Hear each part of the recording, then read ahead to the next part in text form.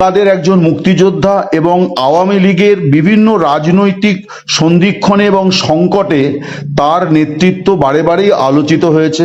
তিনি আওয়ামী লীগের 3বারের সাধারণ সম্পাদক, এর আগে তিনি ছাত্রলীগের 2বারের সাধারণ সভাপতি ছিলেন, ফলে তার একটা দীর্ঘ বর্ণময় রাজনৈতিক জীবন। তো আমরা এখন তার সঙ্গে কথা বলবো। মিস্টার কাদের, আপনাকে দ্য ওয়ালে অনেক স্বাগত জানাই। আমার প্রথম প্রশ্ন যে 24 গত বছর 5ই আগস্ট গণ অভ্যুত্থানের পর থেকে আমরা আপনার সম্পর্কে প্রায় কিছুই জানতে পারছিলাম না, আপনার বক্তব্য পত্রপত্রিকায় আসছিল না।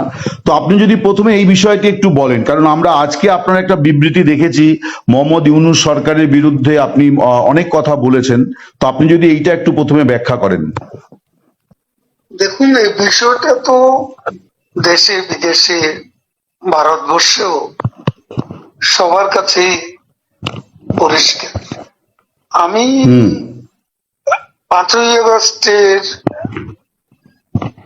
সেদিনের যে ষড়যন্ত্রমূলক ছাত্র উত্থান, সে সময় আমি খুবই ভাগ্যবান। সেদিন আমার বেঁচে থাকার কথা ছিল। আচ্ছা। মৃত্যু থেকে অনেক কাছে ছিলাম। আচ্ছা।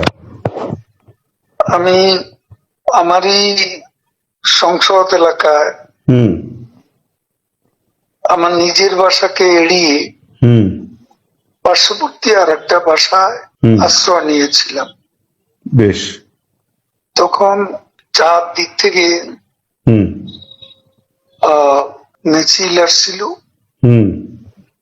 এবং এটা আসলে ছিল প্রধানমন্ত্রী গণভবন কেন্দ্রিক, এবং এটা আমরা অবাক হলাম যে সংসদ এলাকাতেও এটা ছড়িয়ে পড়ে এবং একটা লুটপাটের যে লুম্পেন স্টাইলের কতগুলো ঘটনা ঘটে এবং সেখানে বিভিন্ন ধরনের লোক আসে এবং এদের মধ্যে বেশিরভাগই মনে হয়েছে এটা কোন রাজনৈতিক অভ্যুত্থান, এটা লুটপাটের অভ্যুত্থান। না, একটা কথা জিজ্ঞাসা করি, সে তো আমরা তখন সেটা দেখলাম এবং মাননীয় প্রধানমন্ত্রীকেও যে বাসাতে ছিলাম তারা সে বাসাতেও হামলা করে। আচ্ছা। তারা জানতো না যে সেখানে আমি আছি। আচ্ছা। আমার বাসা তারা লুটপাট করেছে, কিন্তু যে বাসায় আমি গিয়ে আশ্রয় নিলাম সেখানে তারা হামলা করবে এটা আমি ভাবতাম।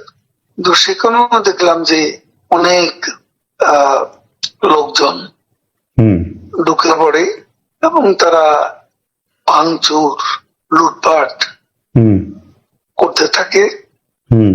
আমি আমার স্ত্রী সহ আমরা বাথরুমে ঢুকিয়ে যাই। অনেকক্ষণ ছিলাম, প্রায় 5 ঘন্টা। তারপর একটা পর্যায়ে এরা তো ওই বাথরুমের ভিতর সেখানেও কমোড, বেসিন এগুলো তো লুটপাট করেছে সব জায়গায়। সেগুলোর লোভে প্রথমত তাদেরকে আমার ওয়াইফ সেই বাথরুমের মুখে দাঁড়িয়ে বারবার বলছিল যে আমি অসুস্থ, এ কথা বলে তাদের ফিরিয়ে দিচ্ছে।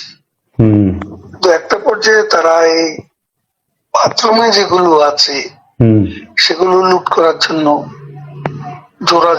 জোরপূর্বক প্রবাসীর হুমকি দেয়। তো সে সময় আমার ওয়াইফ জিজ্ঞেস করে যে কি করবো, খুলে দেওয়া যাওয়া হবে। তারপরে 7-8 জন ছেলে ঢুকলো, তার খুবই আক্রমণাত্মক দৃষ্টিভঙ্গি মনোভঙ্গি নিয়ে। তখন হঠাৎ তারা আমার দিকে তাকায়, আমার দিকে তাকিয়ে আপনি নেত্রী চলে গেল, আপনি জাননি কেন? আমি কিছু বলছিলাম। তারপরে এই ছেলেদের মধ্যে কি ভাবের উদয় হয়েছে জানি না, তারা আমাকে বলে আপনার ছবি তুলবো। তারপর আমার ছবি তুলতে শুরু করলো, সেলফি নিচ্ছিল। হুম ছবি তুলেছিল। এরা ছাত্র অনেকে আমাকে চেনে তো, হুম হুম কি কারণে তারা তখন আক্রমণাত্মক যে মনোভাবটা ছিল হুম সেটা নিমেষে হুম শীতল হয়ে গেল। আচ্ছা এরা ঠান্ডা মাজাজে তখন কথা বলছিল। আচ্ছা এদের মধ্যে আবার এক পর্যায়ে একটা গ্রুপ, তারা চেয়েছিল আমাকে হুম রাস্তায় সেনাবাহিনী হুম হাতে তুলে দিতে। কেউ কেউ আবার এটাও চেয়েছিল যে জনতার হাতে তুলে দিতে। হুম এটা অবশ্যই তখন একটা মানসিক ভাবে হুম ভেতরে ভেতরে হুম ভেঙে পড়েছিল। হুম এরপর এরা এদের একটা শার্ট, এদের ওই ব্যাজ, হুম লাল হুম পতাকা শোভিত ব্যাজ লাগিয়ে আবার কালো একটা মুখে একটা মাস্ক হুম দিয়ে আমাকে হাঁটতে হাঁটতে হুম সংসদ এলাকা থেকে হুম বড় রাস্তা, গণভবন অভিমুখী হুম রাস্তা, ওখানে নিয়ে যায়। আচ্ছা ওখানে নিয়ে হঠাৎ করে কোত্থেকে একটা একটা ট্যাক্সি আসে, হুম একটা ইজি বাইক, হুম সেটা খালি ছিল। হুম ওখানে কোনো গাড়ি ঘোড়া কিছু ছিল না। হুম ওটা হঠাৎ করে কেন যেন এসে পড়ল, হুম হয়তো আমার ভাগ্য। এরা দুজনে আমাকে নিয়ে, আমার ওয়াইফকে নিয়ে ওটাতে উঠলো আর বলতে লাগলো, ওতে তো অসংখ্য মানুষ, হুম চেক আপ সব জায়গায়। এরা বলতে লাগলো যে আমাদের চাচা চাচি অসুস্থ, হুম হাসপাতালে নিচ্ছি, হুম ডিস্টার্ব করবে না। হুম এই করে করে নিয়ে গেল একটা অনেক দূরে একটা জায়গা। তো এটা হলো, ভাবতেও পারেনি ওরা যখন বাথরুমে ঢুকলো যে বেঁচে হুম থাক, হুম সে বেঁচে থাকাটাই সেদিন যে একটা পরম সৌভাগ্যের বিষয়। হুম আনএক্সপেক্টেডলি হুম বেঁচে গেছে, ইট ইজ মোস্ট ইম্পর্টেন্ট। সে সময় হুম এই ছেলেরা যে কোনো ভাবে আমাদেরকে আর্মির হাতে তুলে দিতে পারতো। মানুষের রাস্তায় অসংখ্য মানুষ, হুম সেখানে অনেকেই তো আছে আমাদের অপোজিশন, হুম মেরে ফেলতে পারতো। হুম তো আজকে এটুকু বলে শেষ করি। না কিন্তু আপনাকে মানে তারপরে আপনি কোথায় এটাও রইলেন? কেউ জানে না, আপনি প্রথম যাবেন। না বলছি যে আপনি এরপরে কোথায় রইলেন, তারপরে তো আপনি মানে থাকলেন কি করে, মানে ওই রকম আমি পরিস্থিতি? বাংলাদেশে ছিলাম হ্যাঁ হ্যাঁ 3 মাসের মতো। হুম হুম হুম আমার একটা উদ্দেশ্য ছিল হুম যে ওখান থেকে কিছু করা যায় কিনা, আচ্ছা কিছু একটা করা যায় কিনা, আচ্ছা সংগঠিত করা যায় কিনা। আচ্ছা বিভিন্ন জায়গায় শ্রমিক অসন্তোষ, হুম কর্মচারীদের অসন্তোষ, হুম এগুলো প্রতিদিনই এগুলা লক্ষ্য লক্ষ্য করতাম। মানে পেশাজীবীদের যে ক্ষোভগুলো আর কি। ক্ষোভগুলো তখন রাস্তায় নেমে আসছিল, ঠিক ঠিক বিশেষ করে গার্মেন্টস। ঠিক ঠিক তো সে সময় ভাবলাম যে এদের সাথে যোগাযোগ করে কিছু করা যায় কিনা। তো এই চিন্তাতেই 3 মাস পরে রইলাম। আচ্ছা এরপরে একে একে সবাই অ্যারেস্ট হচ্ছে এবং আমি তো নেত্রী পরের, হুম পরের স্থানটাই আপনার। যেমন আমার বিরুদ্ধে তখনই 212টা খুনের মামলার হুম আমি আসামি হয়ে গেছি। তারপর এই অবস্থা অনেকেই বললো, আবার এখান থেকেও হুম অনেক অনুরোধ ছিল হুম আমি যেন সতর্কভাবে হুম এদিকে চলে আসি। হুম তো এইভাবে চিন্তা করলাম যে আসলে আমি বাইপাস সার্জারি হয়েছিল, হুম হুম হুম অনেকগুলো ওষুধ খেতে হয়। হুম হুম আমি এখানে ধরা পড়লে ওষুধ খাওয়াবে কি?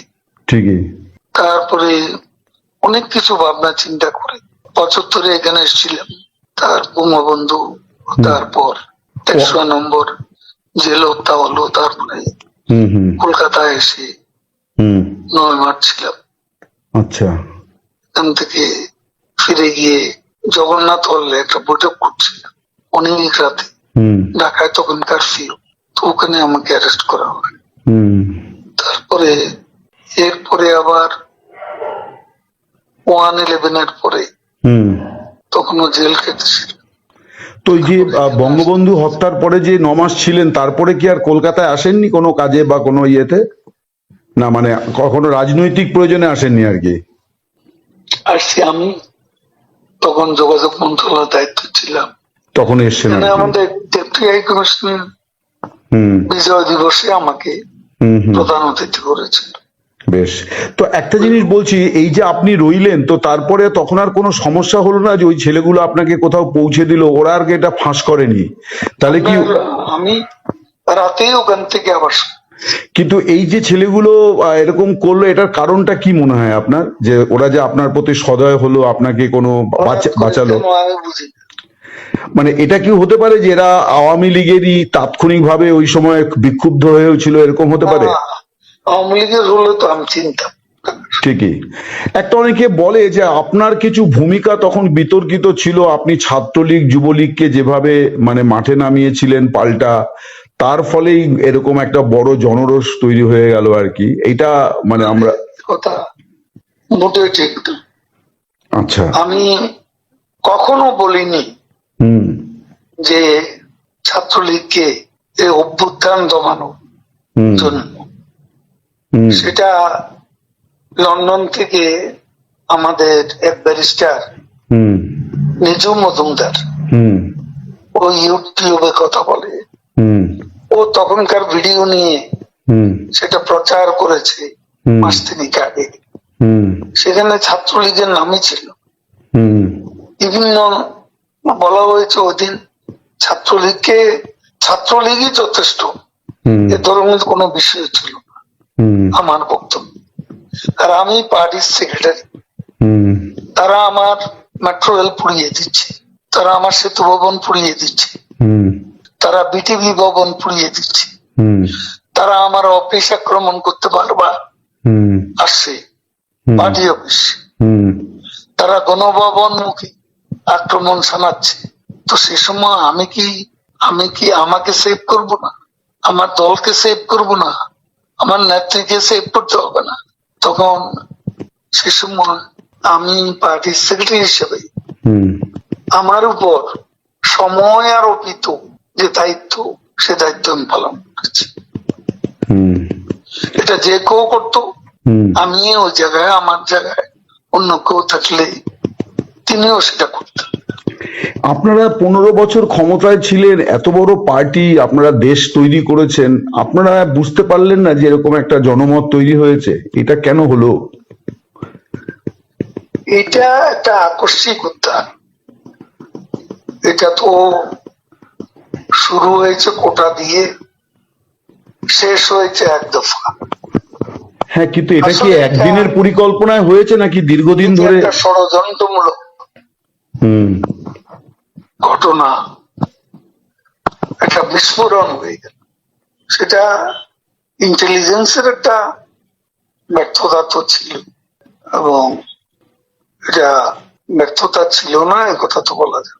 আপনি জেনারেল সেক্রেটারি হিসেবে কি কোনো দায় নিচ্ছেন এই ঘটনার? যেহেতু আপনি জেনারেল সেক্রেটারি, ওই সময় 3 বারের জেনারেল সেক্রেটারি, আপনার উপরে দল মানে আপনার নেত্রী আমি আপনাকে। তো আমার নেত্রী হুম যেভাবে নির্দেশ দিয়েছেন হুম সেভাবে আমি কাজ করেছি। এখন জেনারেল সেক্রেটারি হিসেবে আমার ভুল ত্রুটি থাকতে পারে, হুম এটা আমি I am not immune from hmm mistakes. Hmm মানুষের ভুল হবে, হুম সে ভুল ত্রুটি আমারও থাকতে পারে। আপনি নিজে কোনো ভুল মানে চিহ্নিত করেছেন যে এইটা আপনার ভুল হয়েছিল? আমি কাজ করেছি, কাজ করলে ভুল হয় এটা? চাঁদাবাজি করিনি, হুম কমিশন খাইনি, হুম পার্সেন্টেজ নিইনি। হুম আমার মন্ত্রণালয়টা সবাই জানে। হুম তারপরে বাংলাদেশ আওয়ামী লীগের কমিটি গঠন করতে হুম কমিশন নিয়ে হুম কাউকে পদায়ন করিনি, হুম চাঁদাবাজি করিনি। হুম আমি সেই দিক থেকে হুম নিজেকে হুম একদম নির্দোষ বলে হুম আমি নিজেকে সাব্যস্ত করতে পারি। আপনাদের সময়ের নির্বাচন, তারপরে মানবাধিকার হরণ, মানবতা বিরোধী অপরাধ, এই সমস্ত অনেক রকম অভিযোগ এবং অনেক দুর্নীতির বিষয়ও সামনে আসছে। ডেফিনেটলি সব হয়তো সত্য নয়, কিন্তু আপনারা এত বড় একটা ঘটনার পরে কিন্তু আপনারা কোনো মানে ভুল স্বীকার বা দুঃখ প্রকাশ করেননি আর কি। এই প্রশ্নটা বারে বারে আসছে বিভিন্ন মহল থেকে। দেখুন, আমরা এদেশকে যা কিছু দিয়েছি, হুম যা কিছু করেছেন হুম আমাদের নেত্রী, হুম এটা কোনো তুলনা হয় না। হুম এই ডেভেলপমেন্ট বাংলাদেশে হুম হুম কল্পনাই করা যায় না। 15 বছর আগের বাংলাদেশ, হুম 15 বছর পরের বাংলাদেশ, হুম দিন আর রাতের মতো হুম পার্থক্য। আমাদের সমালোচনা তারাই করে হুম যারা দিনের আলোতে রাতের অন্ধকার দেখে, যারা অমাবস্যা দেখে হুম হুম পূর্ণিমা, হুম তারা সমালোচনা করবে। না, সমালোচনার বিষয়বস্তু আমাদের আছে। হুম সময় হলে দেশের মাটিতে সবকিছুরই মূল্যায়ন আমরা করছি, দেশের মাটিতে গিয়েও করব যখন সময় আসবে। একটা বিষয় অনেকেই বলছেন, এই যে আপনি দীর্ঘদিন নীরব ছিলেন, বলা হচ্ছে যে আপনার ভুল ত্রুটির কারণে আপনাকে চুপ থাকতে বলা হয়েছিল, মানে এটা কাইন্ড অফ পানিশমেন্ট আর কি। কিছু লোক আছে তারা এসব বলে শান্তি পায়, হুম হুম তাদের একটা সুখানুভূতি আছে। হুম আমাকে তিনবার হুম সেক্রেটারি করলো, হুম এটাও অনেকের পছন্দ হুম হওয়ার তো কথা না। হুম আর আমাদের মতো পার্টিতে হুম এ ধরনের প্রতিযোগিতা ছিল, হুম এটা এখনো আছে। হুম আমি যখন হয়েছি তখনও ছিল। হুম কাজে এটা এটা এটা অবাস্তব কোনো কিছু না। এটা আমাদের মতো দেশে মাল্টি পার্টি সিস্টেম, হুম এখানে আওয়ামী লীগের মতো মাল্টি ক্লাস অর্গানাইজেশন, এখানে দলের অভ্যন্তরেও প্রতিদ্বন্দ্বিতা ফলে এই ধরনের কিছু আনপ্লেজেন্ট কিছু ঘটনা ঘটতে পারে। আপনার নীরবতার তাহলে কারণটা কি ছিল? হ্যাঁ, আমাকে প্রধানমন্ত্রী নিজেই খুঁজেছেন এবং উনি সবচেয়ে বেশি ওয়ারিড ছিলেন হুম আমার অসুস্থতার জন্য।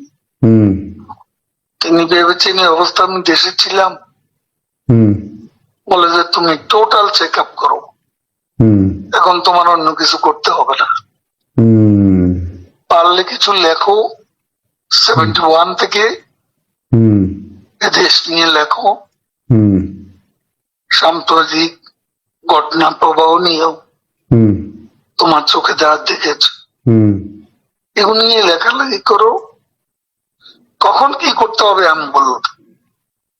হুম আমি ওনার সঙ্গে কখনো দেখা করতে চেষ্টা করিনি, হুম কারণ উনি যেখানে আছেন হুম সেখানে আমার হাই সিকিউরিটি জোনে, হুম সেখানে আমি কেন হুম দেখা করতে চাই?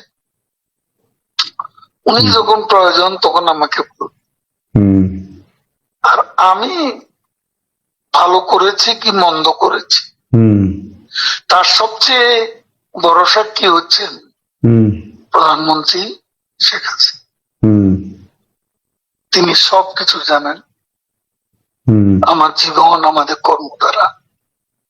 কিন্তু আমরা তো শুনতে পাচ্ছিলাম যে আপনার জায়গাতে কে হবেন এটাই এখন আওয়ামী লীগের মানে শীর্ষ এবং মাঝারি স্তরের নেতাদের মধ্যে সবচেয়ে বড় ইঁদুর দৌড় আর কি, যে নেক্সট জেনারেল সেক্রেটারি মানে ওবায়দুল কাদের থাকছেন না, এবার কে হবেন সেই নাম নিয়ে কামড়া কামড়ি ইঁদুর দৌড়, এটাই আমরা কিন্তু পাচ্ছি খবর। এই